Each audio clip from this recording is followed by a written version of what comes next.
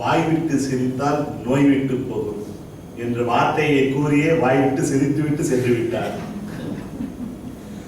இப்போ நம்ம இந்த அவைக்கு வந்தது பார்த்துட்டு இருக்கிறோம். சில ஏமாற்றங்கள் நம்மிடையே இருக்கின்றது.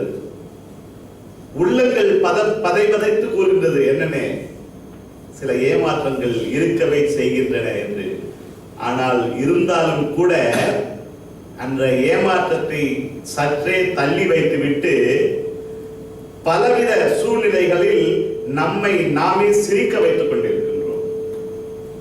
இங்கு வந்து நாம் சிறிது காலத்தை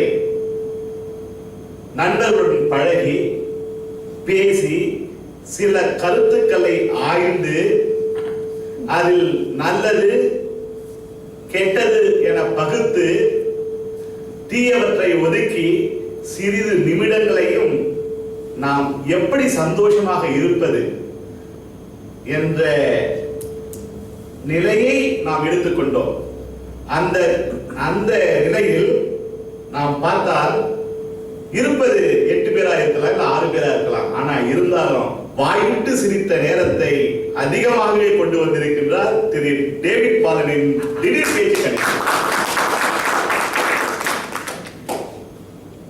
உண்மையிலே அழகான வார்த்தை வாய்விட்டு சிரித்த. அதாவது பாத்தீங்கன்னா வீட்டுல போய் கூட போனல போயிட்டு நீங்க போயிட்டு தன்னுடைய மனைவியிட்ட பேசிட்டு கூட அவங்க பெரிய கஷ்டத்துல வெளியில வேலை போயிட்டு வந்திருப்பாங்க.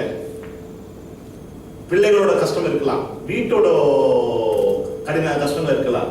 ஆனா அந்த சூழ்நிலையெல்லாம் மாற்றிட்டு நம்ம அவங்க கிட்ட போய் பேசும்போது ஏய் நல்லா பண்ணிட்டு சூப்பரா பண்ணிட்டே அப்படின்னு சொல்லி தட்டி நீ கொடுக்கும் போது அந்த துன்பங்கள் எல்லாம் பாத்தீங்கன்னா பறந்தோடி போயிடும். அது துன்பமா தெரியாது. அவங்க காலையில இருந்து வேலை செய்து பல கஷ்டங்களை அனுபவிச்சிருந்தாலும் அது துன்பமா தெரியாது. அதாவது மனிதனை மனிதனாய் வாழ வைப்பதும் நம்ம வாழ்க்கையை அனுபவிப்பதும் வாய் விட்டு சிரித்தாலே அமையும் என்று கூறி இடம் சாருகிறேன். நன்றி.